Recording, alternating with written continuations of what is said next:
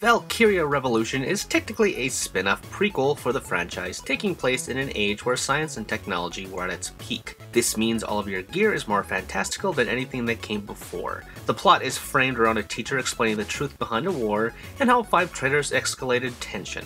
Amleth and the other 4 are seeking revenge against a brooding empire for reasons unknown, which become clear as the game progresses. At the sidelines is Princess Ophelia, who is aiding Amleth for the good of their country, but has her own issues at hand. There are cliché bits to the story and the other characters within, but it's not exactly bad. What is frustrating is that the story is omnipresent to the point where I'd say it encompasses about 2/3 of the game. Missions are preceded and followed up by numerous cutscenes, and while the voice acting is fine, the direction leaves something to be desired. Everything is severely drawn out and intensely melodramatic. You can skip them, but I didn't have that luxury as a reviewer. All I can say is, thank God for phone games. As I teased in the intro, Valkyria Revolution offers a variety of new gear and in turn mechanics. Some for the better, and some for the worse. First of all, this game is not a turn-based tactical RPG. While there is strategy involved, it's more of a hack and slash than anything else. Most missions will allow you to choose 4 squad mates to take into battle, and they all have classes fans of the series will recognize, albeit in a tweaked fashion. Scouts are more agile, but in turn are weaker.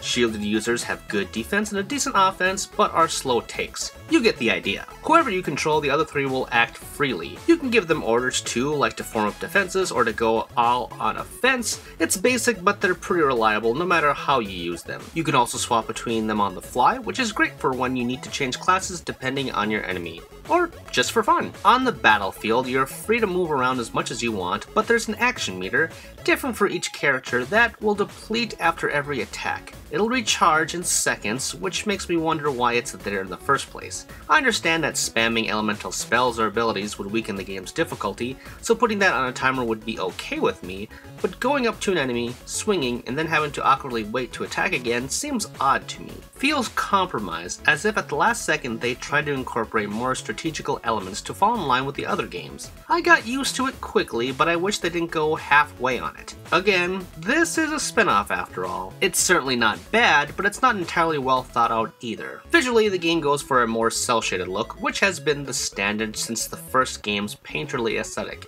It looks good, but the motions and hitches on the animation makes it feel and control like a PS3 game. This may be due to the fact that it also appeared on the Vita. Another example of a compromised vision, and this is coming from someone who loves the Vita, by the way. Still, I just wish for so much more from the series after it having been absent for 7 years. But as negative as I've come across at times in this review, I want to stand firm and say Valkyria Revolution is a good game, but it just falls short of my expectations. It's fun to play, but a chore to go through thanks again to that story's pace. All my problems aside, I'm sure fans will be glad at least to have another game reach our shores, smudges and all. I only hope this isn't where the series ends. Did you know that was a ReActionExaminer video? If you liked it, you should subscribe to me to keep up with everything that I'm doing. Also, if you have some other interests, like sex for example, check out Tomops, which is a comedy sex podcast thing wherein my best friend and I check out the weird and abnormal and the erotic. And of course you should support me on Patreon because hey, I want to make the channel better and I want your help to do so. Plus, if you want to check out my writing, check out Game Jerk where I have archives and new stuff for all projects, okay? You can find all the stuff and more in the description with the links below. Thanks for watching and I will see you all next time.